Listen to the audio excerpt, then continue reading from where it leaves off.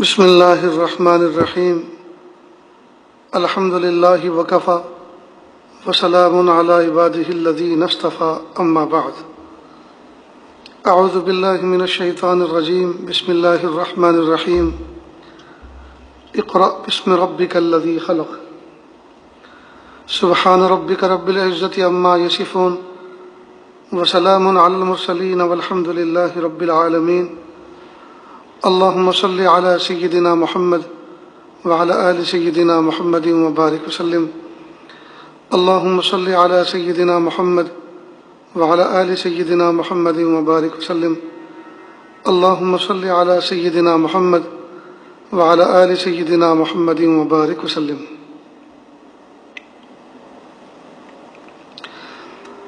ماہ رمضان مبارک کی 18 تاریخ ہے، سن 1441 ہجری ہے، مئی مہینے کی 12 تاریخ ہے، سن 2020 عیسوی ہے۔ لاک ڈاؤن کا زمانہ ہے اور کرونا وائرس کی وبا ہے۔ اللہ تعالیٰ اس ملک کی اور پوری دنیا کے انسانوں کی اور مومنوں کی حفاظت فرمائے اور انسانوں کو انسان بن کر زندگی گزارنے کی توفیق عطا فرمائے۔ گزشتہ کل اس وقت یہ بات چل رہی تھی کہ ہم اپنے بچوں کو دینی تعلیم کس طرح سے دیں، اور تھوڑا سا موازنہ کر کے بتلایا تھا کہ عصری تعلیم اور دنیاوی تعلیم میں بچے خوشی خوشی جاتے ہیں اور دینی تعلیم میں بچے بجھے بجھے دل کے ساتھ جاتے ہیں، زور زبردستی جاتے ہیں، خوف کے ساتھ جاتے ہیں۔ اس کی وجہ کیا ہے؟ اسی سلسلے کی آگے کی بات ہے کہ ہمارے پاس جو بچے پڑھ رہے ہوں یا جن بچوں کو استاذ پڑھا رہے ہوں، تو استاذ کو کیا باتیں کرنی چاہیے کہ جن کی وجہ سے بچوں کو مناسبت بھی ہو استاذ سے اور بچے شوق سے پڑھیں۔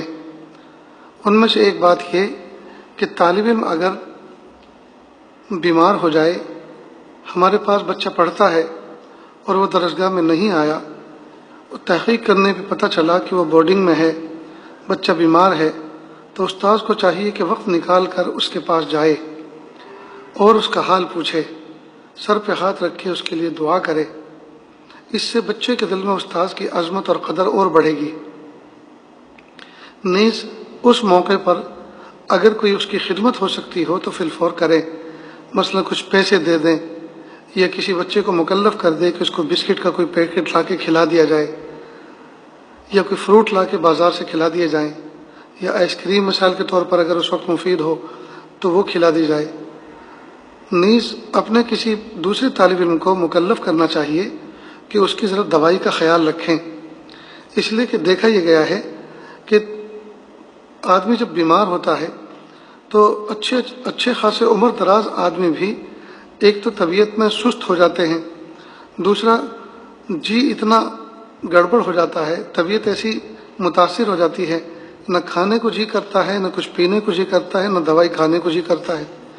تو اس وقت کوئی پش بیک کرنے والا ہو، پیچھے سے ہمت افزائی کرنے والا ہو، دھکا دینے والا ہو، یعنی آگے کی طرف ہمت دلانے والا ہو، تو آدمی اس کے سہارے سے آگے چلتا ہے۔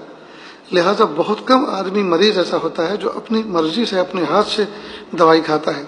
چاہے کہ تعلیم تو کبھی چاہتا ہی نہیں ہے کہ میں دوائی کھاؤں، اس کی نفسیات تو یہ ہے، وہ یہ چاہتا ہے کہ میری بیماری طول پکڑے اور میں مدرسہ چھوڑ کے گھر جاؤں، لہٰذا وہ نہیں چاہتا کہ وہ دوائی استعمال کرے۔ لہٰذا استاذ کو چاہیے کہ وہ اپنے کسی دوسرے شاگرد کو، اس کے کمرے کے دوسرے ساتھی کو، اس کے درسگاہ کے دوسرے ساتھی کو مکلف کرے کہ وہ وقت پہ اس کو دوائی کھلایا کرے۔ بچے کے پاس اگر پیسے نہ ہو تو استاد خود یہ تعاون کر دے یا انتظامیہ سے کہہ کے ان کا تعاون کرائے، یہ بھی ہمارے ذمے ہے۔ اور اللہ تعالیٰ تو ان سب چیزوں کو دیکھ رہے ہیں، اس کا بھرپور بدلہ عطا فرمائیں گے۔ نیز درسگاہ کے اندر کئی مرتبہ ایک بچہ ذہین بہت تیزی کے ساتھ آگے چلتا ہے، دوسرا بچہ نہیں چل پاتا، حالانکہ ذہین وہ بھی ہوتا ہے، تو دو بچوں کے درمیان کبھی بھی کمپیئر نہ کریں۔ مثلا یوں نہ کہیں ایک بچے کو دوسرے کی طرف اشارہ کر کے کہ دیکھ وہ کتنا ذہین ہے، وہ کتنا اچھا سناتا ہے، تو بالکل ڈبہ ہے، تو بالکل بیوقوف ہے، تو چائے کی ریڑھی لگا کر، چائے کا ٹھیلا لگا کر کہیں چائے بیچ، اور تو جو ہے فلاں کام کر فلاں کام کر، اس طرح کے سجیشن نہ دے، اس طرح کے مشورے نہ دے۔ اس کا نقصان یہ ہوگا کہ اول تو نفس و شیطان چاہتے ہی نہیں ہے کہ یہ پڑھے، اوپر سے آپ نے اس کو بیوقوف کی سند دے دی، تو اب بچہ باوجود ذہین ہونے کے اب وہ نہیں پڑھے گا، اور جب کبھی فیل ہوگا، کامیاب نہیں ہوگا، اور ماں باپ پوچھیں گے تو وہ کہے گا کہ امی میرا ذہن نہیں چلتا، میری کلاس کے سارے ساتھی گواہ ہیں، استاد نے کئی دفعہ میرے سے کہہ دیا کہ بھئی تمہارا ذہن نہیں چلتا تو کوئی اور کام کرو، لیکن میں سوچ رہا تھا کہ پڑھتا رہوں، اب ذہن نہیں چلتا تو میں کیا کروں۔ حالانکہ جو بچہ اتنی لمبی تقریر کر رہا ہے اپنے ماں باپ کے سامنے کہ میرا ذہن نہیں چلتا، یہ خود علامت ہے اس بات کی کہ اس کا ذہن چل رہا ہے، تبھی تو یہ سب بات کہہ سکا وہ۔ تو استاد کئی مرتبہ دو بچوں کے درمیان میں کمپیئر کر کے، تقابل کر کے جو کہتا ہے کہ دیکھ وہ کتنا ذہین ہے، تو کیسا بیوقوف ہے، تو یہ چیز ٹھیک نہیں ہے۔ اس سے بچے کو دلیل مل جاتی ہے کہ اب مجھے پڑھنا ہی نہیں، مجھے محنت ہی نہیں کرنی، اس لیے کہ استاد نے جب کہہ دیا کہ میں بیوقوف ہوں تو اب مجھے بیوقوفی بن کے دکھانا ہے، یعنی پڑھنا ہی نہیں۔ اسی طرح ایک غلطی ماں باپ بھی کرتے ہیں کہ کئی مرتبہ بزرگوں کے پاس اپنے بچوں کو لے جاتے ہیں اور کہتے ہیں حضرت دعا کرنا، بچہ حافظ بن رہا ہے لیکن اس کا ذہن نہیں چل رہا۔ اب اس کی موجودگی میں یہ بات کہی جا رہی ہے تو بچے کو تو اس بات کا ایک جو ہے پروف مل جاتا ہے کہ میرا ذہن نہیں چل رہا، ماں باپ بھی اس پر گواہ ہیں، ان کو بھی یقین ہے، تبھی تو وہ دعا کرا رہے ہیں۔ تو بچہ جو محنت کرنا چاہیے وہ نہیں کرتا، اور سب کھاتے میں ڈالتا ہے ماں باپ کے، کہ ماں باپ کو بھی پتا ہے میرا ذہن نہیں چلتا، وہ خود اس کے معترف ہے۔ کبھی بھی کوئی باپ اپنے بچے کے سامنے ہرگز یہ نہ کہے کسی کے سامنے بچے کہ میرا بچہ کمزور ہے، میرے بچے کا ذہن نہیں چلتا تھا، دعا کریں۔ ہاں یہ کہہ سکتے ہیں حضرت دعا کریں، ماشاءاللہ شرارت بھی کرتے ہیں، کھیلتے بھی ہیں، لیکن پڑھائی میں نہیں چل پا رہے ہیں، سستی کرتے ہیں، دعا فرمائے اللہ ان میں چستی عطا فرما دیں، اور جو اللہ نے ان کو ذہن دیا ہے، ہوشیاری دی ہے، اللہ پاک جو ہے یہ پڑھائی میں اس کو استعمال کرنے والے بنے، ایسی دعا کر دیجیے۔ تو بچے کی اس میں تعریف بھی ہو گئی اور اس کی ہمت افزائی بھی ہو گئی۔ خیر، تو دو بچوں میں کبھی بھی کمپیئر نہ کریں، بچوں کو کبھی بھی بیوقوفی کا طعنہ نہ دیں۔ اسی طرح ماں باپ بھی اپنے بچوں کو کسی بزرگ کے پاس دعا کرانے لے جائیں تو یہ نہ کہیں کہ ہمارے بچے کا ذہن نہیں چل رہا، پڑھائی میں نہیں چل رہا، تو آپ ذرا دعا کریں۔ تو اس طرح سے بچے کو گویا ایک دلیل مل جاتی ہے کہ اب ہمیں آگے نہیں پڑھنا، اور سب جانتے ہیں کہ ہم اگر نہیں پڑھیں گے، کامیاب نہیں ہوں گے، تو سب جانتے ہیں کہ ہمارا ذہن ہی نہیں چلتا۔ اس سے بچہ ہمت ہار جاتا ہے۔ ایک اور پوائنٹ یہ ہے کہ درسگاہ میں بچوں کو کی جگہ بدلتے رہیں تاکہ ہر بچہ نظر کے سامنے رہے اور دل سے خوف اور گھبراہٹ دور ہو جائے۔ میرا زمانے طالب علم برسوں کا تجربہ ہے کہ ایک درسگاہ میں مثال کے طور پہ 15 بچے ہیں، 20 بچے ہیں، تو ظاہر ہے کہ نظر کے دائرے میں تو بچے وہ ہوتے ہیں جو سامنے بیٹھتے ہیں، وہ 5-6 بچے وہ ہوتے ہیں جو بالکل نظر کے سامنے رہتے ہیں۔ باقی دائیں بائیں جو بچے بیٹھتے ہیں یو شیپ میں، اگر یو شیپ میں درجہ بندی ہو، صف لگائی گئی ہو، تپائی لگائی گئی ہو، تو دائیں اور بائیں بچوں پر توجہ کم جاتی ہے۔ تو جو بچے تھوڑے سے بزدل ہوتے ہیں، تھوڑے کم ہمت ہوتے ہیں، تھوڑے سست ہوتے ہیں، وہ استاد کے سامنے بیٹھنا پسند نہیں کرتے، بلکہ وہ دائیں بائیں بیٹھتے ہیں، اور ان کی نیت یہ ہوتی ہے کہ وہ سبق یاد کر کے لاتے نہیں ہیں یا ہمت سے کام لیتے نہیں ہیں۔ وہ سوچتے ہیں کہ استاد تو سامنے والوں کا سنے گا، ہمارا تھوڑی سنے گا، بلکہ وہ دعا کر کے آتے ہیں کہ آج ہمارا سبق کی باری نہ آئے تو اچھی بات ہے، آج کے استاد کا مہمان آ جائے تو اچھی بات ہے، آج کسی کا انتقال ہو جائے تاکہ مدرسے کے اندر چھٹی ہو جائے یا قرآن خوانی کا اعلان ہو جائے تو بہت اچھی بات ہے۔ اور یہ بچے مستجاب الدعوات ہوتے ہیں، کئی مرتبہ ان کی دعائیں قبول ہوتی بھی رہتی ہیں۔ تو ان مستجاب الدعوات بچوں کو جو اتنے قیمتی ہیں، ان کو دائیں بائیں سے ہٹا کر ان کو نظر کے سامنے بھی بٹھانا چاہیے۔ اس کی ترتیب یہ ہے کہ ہر ہفتے یعنی جمعرات کے دن یہ مدرسوں کا ویکینڈ ہوتا ہے، ہفتے کا اختتامی دن ہوتا ہے، تو اسی دن شام کو کہتے ہیں کہ بھئی جو سامنے والے ہیں وہ جو ہے دائیں بائیں ہو جائیں، اور جو دائیں بائیں ہیں وہ سامنے بیٹھیں، ہفتے کے دن سے اس طرح سے بیٹھیں، نشست بدل دیں۔ تو اس طرح سے جو بچے کم ہمت ہوں گے، پست ہمت ہوں گے، جب سامنے بیٹھیں گے تو باہوش ہو کر آئیں گے، محنت کر کے آئیں گے، اور ان کے دل سے بزدلی نکلے گی، خوف نکلے گا۔ تو یہ طریقہ آزما کے دیکھیں، انشاءاللہ اس کا نفع ہوگا۔ ویسے تجربہ یہی ہے، جو بچے بالکل سامنے بیٹھتے ہیں استاذ کے، وہ بچے وہ باہمت ہوتے ہیں، بزدلی ان کے اندر نہیں ہوتی، وہ سبق بھی دھیان سے یاد کر کے آتے ہیں، دھیان سے سنتے بھی ہیں، وہ غافل نہیں ہوتے۔ باقی وہ جو دائیں بائیں بیٹھنے والے ہوتے ہیں، صف کے پیچھے بیٹھنے والے ہوتے ہیں، وہ تو تخیل کے دوش پر بہت بلند پرواز کرتے رہتے ہیں، وہ تو نہ جانے درسگاہ میں بیٹھ کر کہاں کہاں کی سیر کر کے آتے ہیں۔ اسی طرح استاذ کے ذمے ایک یہ بھی کام ہے، اور یہ سب اخلاقی باتیں ہیں، کہ بچوں کے اندر یہ تحقیق کرتے رہیں کہ بچے آپس میں ناچاقی تو نہیں ہے، بچوں میں عداوت کے جذبات تو نہیں بن رہے، آپس میں بچوں نے قطع کلامی تو نہیں کر رکھی۔ تو اس طرح کا موقع نکال کر بچوں سے بات کرتے رہنا چاہیے۔ تو کچھ نہ کچھ بچے ایسے ہوتے ہیں کہ جو آپس میں لڑتے ہیں یا قطع کلامی کر لیتے ہیں، یا وہ ان میں عداوت کے جذبات بن جاتے ہیں۔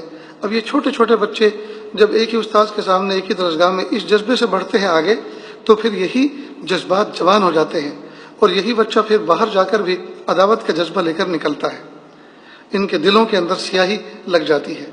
لہٰذا ان کے دلوں کو صاف کرتے رہیں اور مصافحہ کرائیں، اور پھر جو ہے ان کو مناسب تنبیہ بھی کریں اور حسن اخلاق کی تعلیم دیں، اور پھر یوں بھی کہہ دیں کہ دیکھو خبردار، باہر جا کے اگر آپس میں لڑے، یا جس نے تمہارا یہ راز ہمیں بتایا ہے، خبردار جو اس کو یہ کہا کہ تم نے کیوں ہماری بات پہنچائی، یہ تو تمہارا خیر خواہ ہے، اس کا تو شکریہ ادا کرنا چاہیے کہ ہماری قطع کلامی کی وجہ سے ہماری دعائیں رکی ہوئی تھیں، ہماری عبادتیں چوپٹ ہو رہی تھیں، ہمارا دل میلا ہو رہا تھا، تو اس نے ہمیں استاذ کے سامنے ہمارا راز کھول دیا، کہہ دیا، اور استاذ نے ہمارے مصافحے کرا دیے، توبہ کرا دی، معافی تلافی کرا دی، تو یہ تو ہمارا محسن ہے۔ بہرحال اس طرح کی بات طلبہ کے سامنے ہوتی رہنی چاہیے۔ کئی بار بچے کو نفس یہ سمجھاتا ہے کہ پڑھنا تو ہے لیکن کسی اور مدرسے میں پڑھنا ہے، یہاں نہیں۔ بہت سے بچے ادارے بہت بدلتے ہیں، کئی مرتبہ اس میں دوسری خواہشات ہوتی ہیں، وہاں کھانا اچھا ملتا ہے، یہاں کھانا اچھا نہیں ملتا، وہاں فیسلٹی زیادہ ہے، وہاں چھٹی زیادہ ملتی ہے، وہاں سپروائزر کی نگرانی نہیں، وہاں کا محتم بہت شفیق ہے، اور وہاں کوئی سختی نہیں، مثال کے طور پر۔ تو یاد رکھیں ایک اصول عربی کا محاورہ ہے، لِكُلِّ شَيْءٍ آفَةٌ وَلِلْعِلْمِ آفات۔ ہر چیز کے لیے تو ایک مصیبت ہوتی ہے، لیکن علم حاصل کرنے والے کے لیے بہت ساری مصیبتیں اور آفتیں ہوتی ہیں۔ مثال کے طور پر ایک جگہ محتم اچھا ہے تو استاد اچھا نہیں، محتم بھی اچھا ہے، استاد بھی اچھا ہے، تو وہاں کا کھانا اچھا نہیں، تینوں چیزیں اچھی ہیں تو وہاں کے نگراں اچھے نہیں، چاروں چیزیں اچھی ہیں تو روم پارٹنر کمرے کے ساتھی اچھے نہیں، یہ سب اچھے ہیں تو آب و ہوا موافق نہیں۔ غرض یہ ہے کہ کچھ نہ کچھ تکلیف تو ہر جگہ رہتی ہے۔ سیدنا موسیٰ علیہ السلام علم طلب کرنے کے راستے میں نکلے تھے حضرت خضر علیہ السلام کے پاس، اور جب ان کو تلاش کرنے نکلے اور ایک مقام پر ان کی ملاقات جس جگہ نشاندہی اللہ نے فرمائی تھی وہاں ہو جاتی، لیکن اس جگہ کو چھوڑ کر وہ آگے بڑھ گئے تھے، اور پھر ایک موقع پر تنبہ ہوا کہ وہ راستہ تو وہ جگہ تو پیچھے والے مقام پر تھی، لہٰذا پھر وہاں سے واپس چلے۔ تو جب واپس ہو رہے تھے تو اس وقت فرمایا تھا لَقَدْ لَقِينَا فِي سَفَرِنَا هَذَا نَصَبًا، اس راستے میں تو بھائی بڑی مشقت اٹھانی پڑ رہی ہے۔ تو وقت کا نبی طلب علم کی راہ میں خود تکلیف برداشت کر تکلیف کو سامنے دیکھ کر کے اٹھا کہ اس راستے میں تو ہمیں بڑی تکلیف اٹھانی پڑ رہی ہے۔ تو ظاہری بات ہے، تو علم کے راستے میں کچھ نہ کچھ مجاہدے تو ہر وقت لگے رہتے ہیں، خندہ پیشانی کے ساتھ اس کو برداشت کرے، صبر اور استقامت کے ساتھ رہے، اللہ سے دعا کرتا رہے، اللہ تعالیٰ اس کا بدلہ جب زبان تعلیم کا دور ختم ہو جائے گا اور اللہ پاک تدریس کا دور عطا فرمائیں گے، تبلیغ کا دور عطا فرمائیں گے، خدمت دین کا دور عطا فرمائیں گے، اللہ تعالیٰ فتوحات کھولیں گے اس کے بعد انشاءاللہ۔ تو اب ہوتا کیا ہے کہ بچہ نفس و شیطان جو ہے بچے کو ڈائریکٹ نہیں اٹھاتے کہ بھائی چھوڑ دو، بلکہ وہ یہ کہتے ہیں کہ پڑھنا تو ہے لیکن یہاں نہیں۔ میں دارالعلوم فلاح ادارے اپنے پیارے ادارے کے اندر کتب خانے کے اندر ناظم رہا ہوں، اور وہاں بچوں کو کتابیں ان کو تقسیم کرنے بھی اس عاجز کے ذمہ ہوا کرتی تھی، تو کئی مرتبہ بچے درمیانے سال میں آ جاتے تھے اور جمع کرنے کے لیے کتاب، تو میرا یہ معمول تھا کہ میں کتابیں فوراً جمع نہیں کرتا تھا، بلکہ اس کی وجہ پوچھتا تھا کہ بیٹا کتابیں تو پڑھنے کے لیے آپ کو دی گئی تھیں، سال پورا ہوا نہیں اور آپ کتابیں جمع کرنے کے لیے کیوں آگے بیچ میں؟ تو کہتے جی یہاں نہیں پڑھنا۔ تو بھائی یہاں نہیں پڑھنا تو اب کرنا کیا ہے؟ تو کہا پڑھنا تو ہے لیکن کسی اور جگہ پڑھنا ہے۔ ایک بات تو اس موقع پر یہ عاجز کہتا تھا کہ بیٹا دیکھو، درخت کا ایک پودا آپ نے کسی آنگن میں، کسی باڑے میں، کسی کھیت میں لگایا، پھر کچھ دن کے بعد اس کو اکھاڑ کے دوسری جگہ لگایا، پھر وہاں سے اکھاڑ کے تیسری جگہ لگایا، تو اس طرح سے پودا مر جاتا ہے۔ تو جو طالب علم اس طرح سے جگہ بدلتا رہتا ہے اس کی علمی ترقی میں بہت بڑی کمی آتی ہے، اس لیے کہ پہلے دن سے جب اساتذہ سے محبت مناسبت پیدا ہوئی تھی، اب جب دوسری جگہ جائیں گے تو ایک تو یہ کہ نصاب تعلیم بھی بدلا ہوا ہوگا، سبق آگے پیچھے ہوگا، دوسرا یہ کہ استاد کے چہرے بھی بدلے ہوئے ہوں گے، تو استادوں سے بھی مناسبت پیدا کرنا ہوگا اور سبق سے بھی مناسبت پیدا کرنا ہوگا، جو بہت مشکل کام ہوتا ہے۔ کئی مرتبہ نئی جگہ پہ جاتے ہیں تو استاد سوچے تو یہ تو جو ہے اداروں کے دروازے دیکھتا پھر رہا ہے، ہر جگہ کا کھانا چکھتا پھر رہا ہے، یہ لڑکا کچھ ایسے ہی لگتا ہے، تو وہ نظر انداز کرتے ہیں۔ نہیں، سبق آگے پیچھے ہوتا ہے تو ہر آنے والے سبق کا پچھلے سبق کے ساتھ ایک مناسبت ہوتی ہے۔ جب سبق آگے پیچھے ہو گیا، گیپ ہو گیا، یہ کتابیں بدلی ہوئی تو مناسبت نہیں ہوگی، نتیجہ ہوگا کہ امتحان میں فیل ہوگا، تعلیمی نتیجہ کمزور ہوگا۔ تو ایک آدھ سال جیسے تیسے کر کے کھینچے گا، اس کے بعد جب فیل ہونا شروع ہوگا سوچے گا کہ اب جو ہے جو قسمت میں اپنے علم نہیں ہے، چھوڑو کچھ اور کام کریں گے۔ تو نفس شیطان بہت بڑا دھوکے باز ہے، وہ طالب علم کو، اچھے خاصے طالب علم کو، جمے ہوئے طالب علم کو اس طرح سے اکھاڑ دیتا ہے کہ یہاں کا پانی موافق نہیں ہے، یہاں کا کھانا مناسب نہیں ہے، دوسری جگہ جا رہے۔ تو بجائے جگہ بدلنے کے جو تکلیف ہے ان تکلیفوں کو حل کرنے کی کوشش کریں اور اپنے کسی بڑے استاد سے مشورہ کریں اس سلسلے میں۔ ایک تو یہ، دوسری بات یہ کہ کئی مرتبہ ہمارے پاس جب کتب خانے میں ناظم ہوا کرتے تھے تو بچے کتاب لے کر آتے تھے۔ بھائی کیوں آئے؟ کہ کتاب جمع کرائیں۔ کس نے کہا؟ استاد نے کہا یا محتم صاحب نے کہا۔ اب ہوتا کیا ہے کہ کئی مرتبہ بچہ شرارت کرتا ہے تو محتم صاحب بچے کو گیٹ آؤٹ کرنے کی کوشش کرتے ہیں، یعنی تنبیہ کرتے ہیں کہ بھائی تم چلے جاؤ، تمہیں ہم نے سمجھایا، تم یہاں سے جگہ خالی کرو۔ اب وہ بچہ آتا ہے تو یارج پوچھتے تھے بھائی کیوں آئے؟ کہ محتم صاحب نے کتابیں جمع کرنے کے لیے کہا۔ میں کہا محتم صاحب تو کبھی جمع کرنے کے لیے کہتے، وہ تو پڑھنے کے لیے کتابیں دلواتے ہیں، تو وہ جمع کرنے کے لیے کیوں کہیں گے؟ معلوم ہوا تم نے کوئی مسٹیک کی ہے، گڑبڑی کی ہے۔ تو میں اس سے قریدتا تھا، حالات پوچھتا تھا کہ تم نے کون سی غلطی ایسی کی جس کی وجہ سے محتم صاحب کو یہ جو ہے ڈیسیزن لینا پڑا کہ تم یہاں سے چلے جاؤ۔ تو کہتا ہے کہ میں نے فلاں شرارت میں۔ تو اب کتابیں جمع کرنا تو اس کا حل نہیں ہے، اس شرارت پر تو معافی مانگنا، اس پر توبہ کرنا، آئندہ نہ کرنے کا یقین دلانا، یہ اس کا حل ہے۔ اب جاؤ، اب میرے پاس بیٹھو۔ کئی مطلب ایسا بھی ہوا، چائے ناشتے کا موقع ہے تو چائے وائی پلا دی، تسلی دی، اور پھر کہا کہ دیکھو ابھی توا گرم ہے، ابھی محتم صاحب بہت گرم ہے، ابھی جا کے مت ملو۔ وہ اپنے اسی ڈیسیزن پر قائم رہیں گے کہ تم جاؤ یہاں سے، اس لیے چپ چاپ رہو۔ 2-4 گھنٹے کے بعد جب چھٹی ہو جائے گی اس کے بعد ان کے گھر پر جانا اور وہاں جا کر بہت ندامت کے ساتھ، روتے ہوئے چہرے کے ساتھ ان سے معافی مانگ لینا اور لکھ کے لے جانا تاکہ اس کو پڑھ لیں۔ کئی مرتبہ زبان سے صحیح ترجمانی دل کی نہیں ہوتی، جذبات کی نہیں ہوتی، تو تحریر لکھ کے لے جانا یا کسی سے لکھوا لینا اور وہ ان کو پیش کرنا۔ تو الحمدللہ اس طرح سے نہ جانے کتنے بچے جو اس طرح کی سزا کا شکار ہوئے تھے۔ اب ہوتا کیا ہے، محتم صاحب نے تو کئی مرتبہ کہہ دیا کہ دفعہ ہو، یہاں سے نکل جائے۔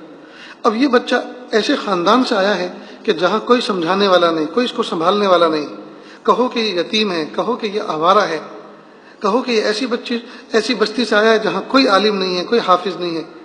تو اب اگر اس بچے کو نکال دیا جائے گا تو شیطان کے لیے تو یہ لقمہ تر ہے، وہ تو اس کو اپنے ہاتھوں پہ اٹھا لے گا۔ اس لیے کچھ نہ کچھ اساتذہ ایسے ہونے چاہیے اداروں کے اندر جو اپنے دل کے اندر ایسا نرم گوشہ رکھتے ہوں اور ایسے بگڑے ہوئے معاملات کو سنبھال لیا کریں۔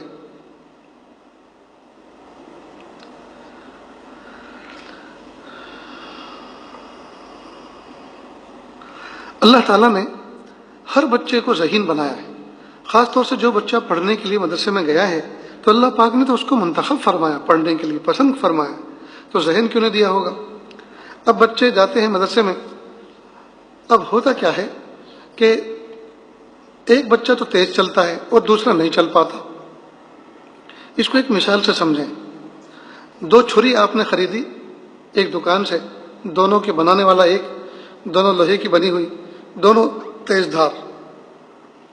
اب ایک چھری کو چاقو کو آپ روزانہ استعمال کرتے ہیں، تو استعمال کرنے کی وجہ سے وہ بہت تیز پہ تیز ہوتی جا رہی ہے، کیونکہ وہ استعمال بھی ہوتی ہے اور اس کی دھار بھی لگتی ہے۔ جیسے مثال کے طور پر آپ آم کاٹیں، کچے آم کاٹیں، اسی طرح سے لیمو کاٹیں، تو ان سے چھری کا وہ حصہ جو استعمال ہوتا ہے وہ اور زیادہ شارپ ہوتا چلا جاتا ہے، اور جو چھری آپ نے سنبھال کے رکھی ہے وہ کند ہوتی چلی جاتی ہے، رکھی رکھی جو ہے وہ کند ہو جاتی ہے، اس کی دھار خراب ہو جاتی ہے۔ ٹھیک بالکل اسی طرح جو بچے اپنے ذہن کو استعمال کرتے ہیں وہ شارپ ہو جاتے ہیں، تیز ہو جاتے ہیں، اور جو اپنے ذہن کو سنبھال کے رکھتے ہیں، استعمال بالکل نہیں کرتے، تو وہ کند ہو جاتے ہیں، بالکل بٹھے ہو جاتے ہیں، ڈبے ہو جاتے ہیں۔ اس لیے بچوں کو چاہیے، استاذ کو چاہیے کہ بچوں کو مناسب انداز سے پڑھنے کا انداز، یاد کرنے کا طریقہ، یاد کرنے کا سلیقہ انداز ان کو سمجھائے، اور اس طرح سے ان کو مکلف کرے کہ اس طرح سے کسی چیز کو یاد کیا جاتا ہے۔ تو انشاءاللہ پھر جو بظاہر کمزور نظر آتے ہیں وہ بھی انشاءاللہ ذہین بچوں کے ساتھ ساتھ اور کنٹینیو مسلسل عمل کرنے کی وجہ سے اللہ پاک ان کو بھی تیز بنا دیں گے۔ نیز طالب کو چاہیے کہ استاذ مطالعے کا عادی بنائیں اور بچوں کو سمجھائے کہ دیکھو مطالعہ اس کو کہتے ہیں کہ جو سبق استاذ آئندہ کل پڑھانے والے ہیں، آپ استاذ کے پڑھائے جانے سے پہلے خود اس سبق کو حل کرنے کی اور سمجھنے کی کوشش کریں، خود اس کو حل کرنے اور سمجھنے کی کوشش کریں۔ تو اس کا نفع کیا ہوگا کہ جب طالب علم مطالعہ کرنے کی کوشش کرے گا اور سمجھنے کی کوشش کرے گا، اب دو باتیں ہیں، یا تو وہ کچھ سمجھ جائے گا یا نہیں سمجھے گا۔ اگر وہ سمجھ گیا تو بہت اچھا، اور نہیں سمجھا تو ایک بات سمجھ میں آئے گی کہ میں کچھ نہیں سمجھا۔ اور جب مطالعہ کرنے کے بعد جب کچھ نہیں سمجھا یہ بات سمجھ میں آئی تو یوں سمجھو کہ مطالعہ کامیاب ہے۔ اس لیے کہ جب اس نے عبارت پڑھی، مثال کے طور پر الحمدللہ وکفی وسلام علی عبادہ الذین اصطفی اما بعد، اب اس نے دیکھا کہ الحمدللہ، یہ الحمد جو ہے یہ اسم ہے، اللہ یہ اسم جلالہ ہے، وکفی یہ وکفہ پورا جملہ ہے یا واو الگ ہے، کفا الگ ہے، وسلام یہ وسلام پورا جملہ ہے یا واو الگ ہے، سلام الگ ہے، اللہ عبادی اللہ حرف جار ہے، عبادی عبد کی جمع ہے، الذین اس میں موصول ہے، اصطفیٰ یہ فعل ماضی ہے۔ اب جب آپ نے یہ عبارت پڑھی اور یہ گرامر دیکھا، چیک کیا، تو کچھ بات سمجھ میں آئی اور کچھ نہیں سمجھ میں آئی۔ تو جس جگہ بات سمجھ میں نہیں آئی تو وہاں کوشچن مارک آپ کے ذہن میں لگ گیا، یعنی سوالیہ نشان ذہن میں لگ گیا کہ اس کا مطلب میں سمجھ میں نہیں آیا، دیکھوں استاد کیا سمجھاتے ہیں۔ تو دوسرے دن جب استاد کے سامنے بچہ بیٹھے گا تو سراپا سوال بن کر بیٹھے گا کہ میں نہیں سمجھا، دیکھیں استاد کیا سمجھاتے ہیں۔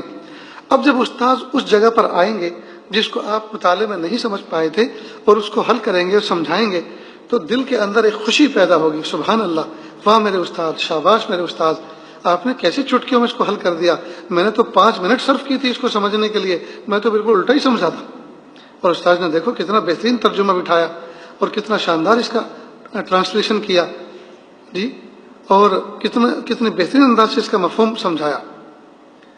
تو استاد کی قدر بھی پیدا ہوگی، اور سوالیہ نشان جب ذہن میں لگ گیا، سوال کے بعد جو بات جواب بن کر آتی ہے تو وہ بات زیادہ محفوظ ہوتی ہے، وہ بات دل و دماغ میں زیادہ محفوظ ہوتی ہے۔ لہذا مطالعے کا بہت بڑا نفع ہے۔ تو بغیر مطالعے کے استاد ہرگز سبق نہ پڑھائے، بلکہ پوچھے کہ بھائی مطالعہ کیا؟ اگر 2-4 طلبہ ہاتھ اٹھائیں کہ نہیں کیا تو کہا کیوں نہیں کیا، یہ تو میں بعد میں پوچھوں گا، لیکن 5 منٹ کا میں وقت دیتا ہوں، پہلے آپ ذرا مطالعہ کر لیں۔ اب 5 منٹ جب مطالعے کی عادت بن جائے گی تو یہ 5 منٹ کا جو وقت دیا ہے یہ بھی کافی ہو جائے گا، اس میں بھی ذہن میں سوال یا نشان جو لگنے ہیں وہ لگ جائیں گے، جو سمجھ میں آئے گا وہ آئے گا، جو نہیں آئے گا تو سوال یا نشان قائم ہو جائے گا کہ اس کا کیا مطلب ہے۔ بہرحال طلبہ کو مطالعے کا عادی بنانا چاہیے، بغیر مطالعے کے کوئی سبق نہ پڑھایا جائے۔ اس کے بعد ایک کام اور کریں کہ استاد کو چاہیے کہ وہ طلبہ کو جو سبق پڑھایا ہے اس کے تکرار کا اور مذاکرے کا عادی بنائیں۔ مدارس عربیہ کے اندر تکرار جو ہے یہ ایک اصطلاح ٹرم ہے، یعنی جو استاد نے سبق پڑھایا ہے کچھ طلبہ آپس میں مل کر اسی سبق کو ریپیٹ کرتے ہیں، اسی سبق کو اپنے انداز میں سمجھنے سمجھانے کی ایک دوسرے کو کوشش کرتے ہیں. اس کو کہتے ہیں تکرار، اس کو کہتے ہیں مذاکرہ. اس کا بڑا نفع ہے. میرے استاد محترم حضرت سید ذوالفقار صاحب رحمۃ اللہ علیہ، اللہ تعالیٰ ان کی قبر کو نور سے منور فرمائے، وہ فرماتے تھے کہ جو طالب علم مطالعہ تکرار نہیں کرتا وہ نہ مدرس بن سکتا ہے، نہ مصنف بن سکتا ہے، نہ مقرر بن سکتا ہے، نہ محتم بن سکتا ہے. اس لیے کہ اس کے اندر سمجھنے کی صلاحیت تو ہے لیکن سمجھانے کا گر تو اس کے پاس ہے نہیں، اور سمجھانے کا گر پیدا ہوگا مذاکرہ اور تکرار کرانے سے. اس لیے کہ استاد اصطلاحی زبان سے، فصیح زبان سے سبق کو پڑھاتا ہے، اور جب طالب علم اس کو سمجھتا ہے تو وہ اپنے ساتھیوں کے ذہن کو، ان کی صلاحیتوں کو سامنے رکھ کر نیچے اتر کر ہلکے پھلکے انداز سے، ہلکی پھلکی مثالوں سے ان کو سمجھاتا ہے. تو کئی مرتبہ تکرار کرنے والے، مذاکرہ کرنے والے ساتھی کی زبان سے ان بچوں کو سمجھ میں آ جاتا ہے جو استاد کی زبان سے نہیں سمجھ پاتے. اس کا مطلب یہ ہرگز نہیں ہے کہ استاد وہ سمجھانا نہیں جانتے اور تکرار کرنے والا ساتھی یہ استاد سے بڑھ گیا. نہیں، اصل میں استاد اونچے مقام سے سمجھاتے ہیں، اونچے انداز سے سمجھاتے ہیں، اور ہماری سطح نیچے ہے، تو ہمارا ساتھی ہے اس کی رعایت کرتے ہوئے ہمیں اس سطح سے سمجھا دیتا ہے، لہٰذا اس کی بات ہمیں آسانی سے سمجھ میں آ جاتی ہے. خیر، تو تکرار کرانے کا بڑا فائدہ ہے. تو اس سے تکرار کرانے والے کی زبان بھی کھل جاتی ہے، اور طرح طرح کی مثال بات سے بات سمجھانے کا سلیقہ بھی پیدا ہو جاتا ہے، اور ذہنی بہت ساری صلاحیتیں کھلتی ہیں. اب ہوتا کیا ہے کہ مدارس کے اندر جو 15-20 بچے جس درسگاہ میں ہوتے ہیں، جس کلاس میں ہوتے ہیں، تو 1 یا 2 بچے یا 3 بچے تکرار کراتے ہیں اور باقی بچے سب سنتے ہیں. تو نتیجہ یہ ہوتا ہے کہ 3 بچے تو متکلم ہوتے ہیں، بہترین سی استعداد بنتے ہیں، اور باقی بچے وہ سن کے سن ہو جاتے ہیں، ان کی استعداد کمزور ہو جاتی ہے. اس لیے کہ تکرار کرانے کا ان کو موقع نہیں ملا تو ان کا بڑا نقصان ہو گیا. تو اس کا طریقہ یہ ہے کہ ہر استاد اپنی کتاب جو پڑھاتے ہیں اس کتاب سے متعلق طلبہ کو مکلف کرے کہ تب طلبہ تکرار کرانے والے بنے. اس کا طریقہ یہ ہوتا ہے اصل میں کہ 3-3 4-4 طالب علم کے حلقے بنائے جائیں، اور ان 3-3 4-4 طالب علم کے حلقوں کے اندر ایک تکرار کرائے اور بقیہ سنیں. لیکن جس کتاب کی تکرار ایک کرا رہا ہے اس کی اب دوسرے کو کرانے کی ضرورت نہیں ہے. کتابیں تو کئی ہوتی ہیں نا، سبجیکٹ صبح سے شام تک 5-6 کتابیں ہوتی ہیں مثلاً. تو اب 4 طالب علم جب بیٹھے ہیں یا 5 بیٹھے ہیں تو 5 سبجیکٹ میں کتابیں ہیں، تو 5 طالب علم کا حلقہ بنے. ایک کتاب کی تکرار ایک طالب علم کرائے، 4 سنیں، دوسرے کے دوسرے کرائے، یہ 4 سنیں، تیسرے کے تیسرا کرائے، یہ 4 سنیں، چوتھے کی چوتھا کرائے، یہ 4 سنیں. اس طرح سے 5 طالب علم کو تکرار کرانے کا موقع ملے گا. اور جب تجربہ ہے کہ جب آدمی ایک گاڑی چلاتا ہے، سیکھ جاتا ہے چلانا، تو تقریباً سب گاڑی ایک ہی طرح سے اسٹارٹ ہوتی ہے اور اسی طرح سے چلتی ہے. جب ایک کتاب کا تکرار کر کے، مطالعہ کر کے تکرار کرانے کا سلیقہ اس کو آ گیا، اب اسی انداز سے وہ ہر کتاب کو سمجھنے کی اس کے اندر صلاحیت پیدا ہو گئی. تو مطالعے کا اور تکرار کا بچوں کو عادی بنائیں. نیز بچوں کے اندر سے کم ظرفی کو نکالنا چاہیے. بہت سے بچے غریب گھرانے کے ہوتے ہیں، بہت سے امیر گھرانے کے ہوتے ہیں. تو غریب گھرانے کے بچے امیر گھرانے کے رکھ رکھاؤ کو، ان کے رہن سہن اور پہناوے کو دیکھ کر وہ مرعوب ہوتے رہتے ہیں. تو ان بچوں کو کم ظرفی سے نکالیں، اور بہتر یہ ہے کہ ایک ڈریس کوڈ طے کر دیا جائے. وہی سب بچے سفید کپڑے پہنیں گے. یہ مثال کے طور پر سرمئی رنگ کا پاجامہ پہنیں گے، سفید کرتا پہنیں گے مثلاً، جس میں بھی سہولت اور اتفاق ہو جائے کسی مشورے پر انتظامیہ کی طرف سے. تو اس سے یہ ہوگا کہ امیروں کو بچوں کو زیادہ چوچلے کرنے کا، دکھانے کا موقع نہیں ملے گا. تو غریب بچوں کو وہ کمزرفی کا شکار ہونا نہیں پڑے گا. اس کا خاص خیال رکھیں. اسی طرح اگر کوئی بچہ بیمار ہو جائے تو استاد کو چاہیے کہ اپنے گھر سے اس کے لیے کھانا بھیج دیں، یا ہو سکے تو اپنے گھر پہ کھانا کھلا دیں، یا دودھ کی کوئی چیز بنا کے بھیج دیں، تاکہ وہ بچہ پرہیز کا کھانا کھا رہا ہے.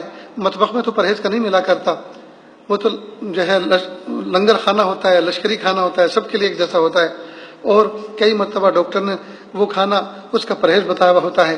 تو اس معصوم بچے کو کون کھلائے گا؟ لہٰذا یہ پردیسی بچہ مہمان رسول ہے، تو اگر آپ اپنا اس کو مہمان بنا لیں تو تو ایک مہمان کو کھلانے پہ 40 دن کی روزی کی برکت آتی ہے، تو اگر مہمان رسول کو آپ کھانا کھلا دیں گے تو میں سمجھتا ہوں کہ 40 سے زیادہ ہی برکت ملے گی۔ نیز جب یہ بچہ اپنے گھر پہ کبھی جائے گا اور ماں پوچھے گی بیٹا جب تم بیمار ہو گئے تھے تم نے فون کر کے بتایا تھا میں بیمار ہوں، یہ خط میں لکھا تھا، تو بیٹا ان دنوں میں کیسے وقت گزرا تھا کہ امی میرے ایک استاذ گھر سے کھانا بھیجتے تھے اور گھر سے کبھی کوئی میٹھی چیز بھیجتے تھے، کبھی کوئی پرہیز کی چیز بھیجتے تھے، امی میرے استاذ بہت اچھے۔ تو جب ماں یہ سنے گی تو اس کی آنکھوں سے آنسو جاری ہو جائیں گے اور وہ سوچے، ماں دعا دے گی کہ پیارے اللہ جس استاذ نے میرے غریب الوطن اور پردیسی بچے کا اتنا خیال رکھا، میرے پیارے اللہ اس کے بچوں کو کبھی محروم نہ فرمانا، یا اللہ اس کو دنیا اور آخرت میں بہترین بدلہ دینا۔ اب وہ جو پشت کے پیچھے وہاں سے دعا دے گی، ان دعاؤں سے بڑے بڑے بگڑے ہوئے کام بن جائیں گے اور نہ جانے اللہ تعالیٰ کیسے کیسے کام لینے کے فیصلے فرما دیں گے۔ یہ چند باتیں جو ہے مدارس میں پڑھانے والوں بچوں سے متعلق تھی۔ اللہ رب العزت کہنے سننے سے زیادہ عمل کی توفیق عطا فرمائے۔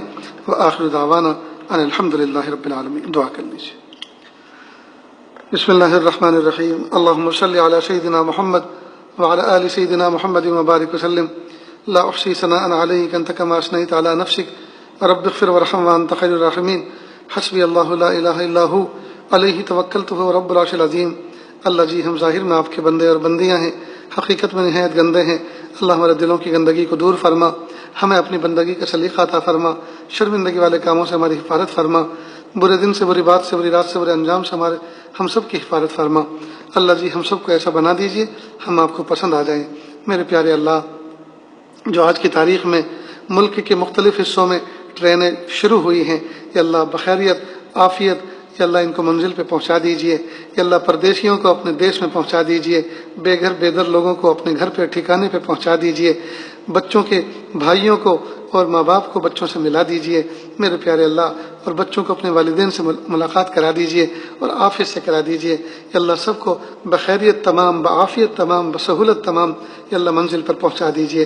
میرے پیارے اللہ کتنے معصوم بچے، کتنی عورتیں، کتنے بوڑھے، کتنے معذور، کتنے بیمار راستوں پر پیدل چل رہے ہیں، چلچلاتی دھوپ کے اندر بھوکے پیاسے اپنے گھر کی طرف منزلیں طے کر رہے ہیں۔